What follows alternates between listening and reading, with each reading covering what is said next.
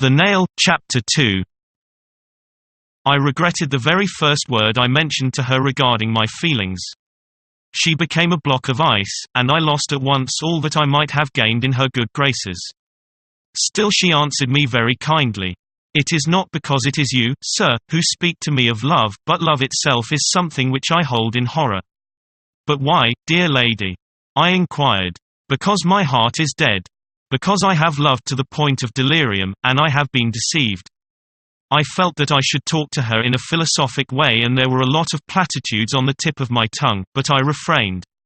I knew that she meant what she said.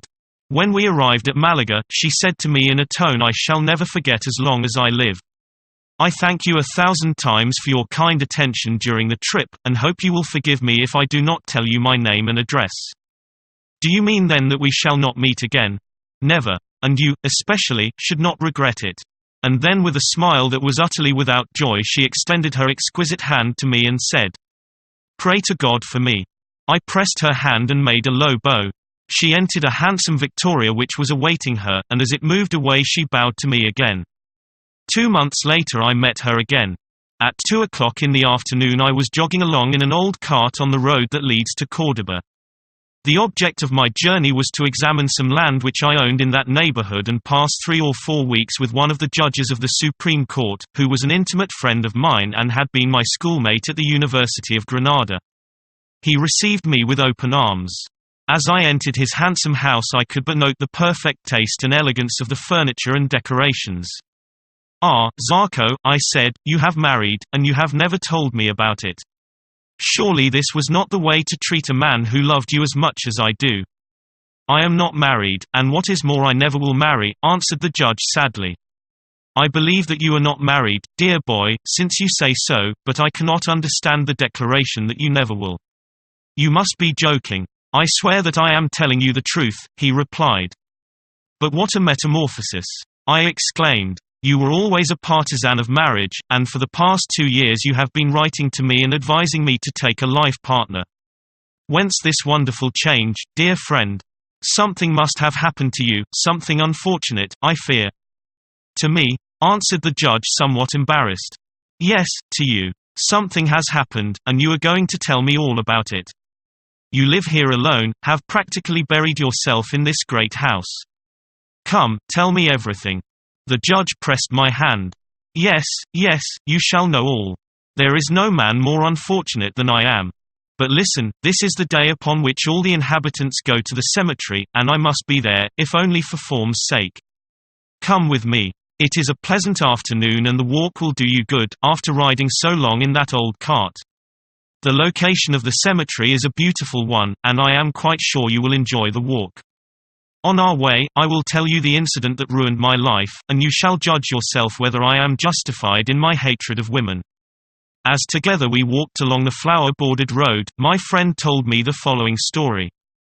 2 years ago when I was assistant district attorney I obtained permission from my chief to spend a month in Sevilla. In the hotel where I lodged there was a beautiful young woman who passed for a widow but whose origin, as well as her reasons for staying in that town, were a mystery to all. Her installation, her wealth, her total lack of friends or acquaintances and the sadness of her expression, together with her incomparable beauty, gave rise to 1,000 conjectures.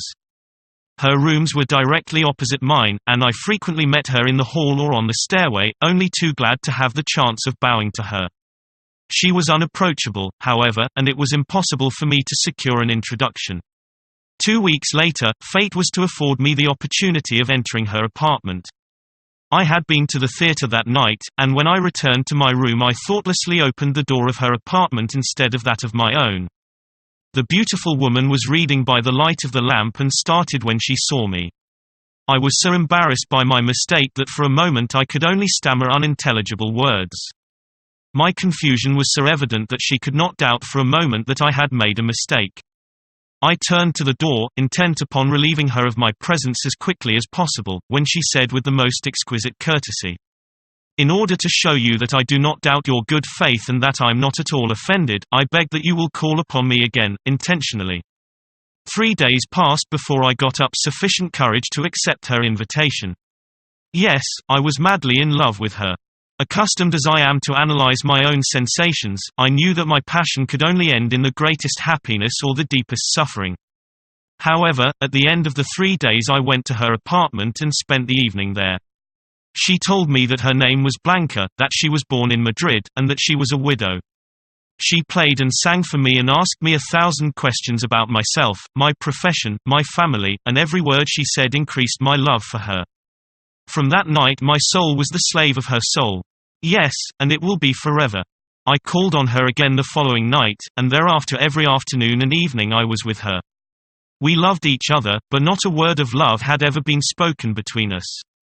One evening she said to me, "I married a man without loving him. Shortly after marriage I hated him. Now he is dead. Only God knows what I suffered. Now I understand what love means. It is either heaven or it is hell. For me, up to the present time, it has been hell." I could not sleep that night. I lay awake thinking over these last words of Blanca's. Somehow this woman frightened me. Would I be her heaven and she my hell? My leave of absence expired. I could have asked for an extension, pretending illness, but the question was, should I do it? I consulted Blanca. "Why do you ask me?" She said, taking my hand. "Because I love you. Am I doing wrong in loving you?" "No," she said, becoming very pale, and then she put both arms about my neck and her beautiful lips touched mine. "Well, I asked for another month and, thanks to you, dear friend, it was granted. Never would they have given it to me without your influence.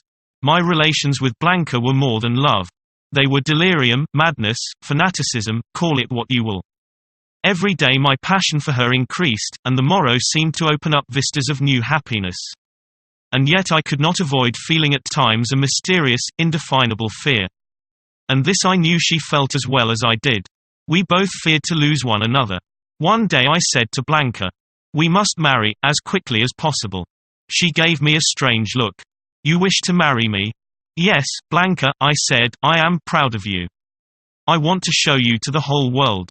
I love you and I want you, pure, noble, and saintly as you are." "I cannot marry you," answered this incomprehensible woman. She would never give a reason. Finally my leave of absence expired, and I told her that on the following day we must separate. "Separate? It is impossible," she exclaimed. "I love you too much for that. But you know, Blanca, that I worship you. Then give up your profession. I am rich. We will live our lives out together," she said, putting her soft hand over my mouth to prevent my answer. I kissed the hand and then, gently removing it, I answered, "I would accept this offer from my wife, although it would be a sacrifice for me to give up my career. But I will not accept it from a woman who refuses to marry me." Blanca remained thoughtful for several minutes. Then, raising her head, she looked at me and said very quietly, but with a determination which could not be misunderstood, "I will be your wife, and I do not ask you to give up your profession. Go back to your office. How long will it take you to arrange your business matters and secure from the government another leave of absence to return to Sevilla?" "A month." "A month? Well, here I will await you. Return within a month, and I will be your wife. Today is the 15th of April. You will be here on the 15th of May. You may rest assured of that. You swear it?" "I swear it. You love me more than my life. Go, then, and return. Farewell." I left on the same day. The moment I arrived home I began to arrange my house to receive my bride. As you know, I solicited another leave of absence, and so quickly did I arrange my business affairs that at the end of 2 weeks I was ready to return to Sevilla. I must tell you that during this fortnight I did not receive a single letter from Blanca, though I wrote her 6. I started at once for Sevilla, arriving in that city on the 30th of April, and went at once to the hotel where we had first met. I learned that Blanca had left there 2 days after my departure without telling anyone her destination. Imagine my indignation, my disappointment, my suffering. She went away without even leaving a line for me, without telling me whither she was going. It never occurred to me to remain in Sevilla until the 15th of May to ascertain whether she would return on that date. 3 days later I took up my court work and strove to forget her. A few moments after my friend Zarko finished the story, we arrived at the cemetery. This is only a small plot of ground covered with a veritable forest of crosses and surrounded by a low stone wall. As often happens in Spain, when the cemeteries are very small, it is necessary to dig up one coffin in order to lower another. Those thus disinterred are thrown in a heap in a corner of the cemetery, where skulls and bones are piled up like a haystack. As we were passing, Zarco and I looked at the skulls, wondering to whom they could have belonged, to rich or poor, noble or plebeian. Suddenly the judge bent down, and picking up a skull, exclaimed in astonishment, "Look here, my friend, what is this? It is surely a nail." Yes, a long nail had been driven in the top of the skull which he held in his hand. The nail had been driven into the head, and the point had penetrated what had been the roof of the mouth. What could this mean? He began to conjecture, and soon both of us felt filled with horror. "I recognize the hand of Providence," exclaimed the judge. "A terrible crime has evidently been committed, and would never have come to light had it not been for this accident. I shall do my duty, and will not rest until I have brought the assassin to the scaffold."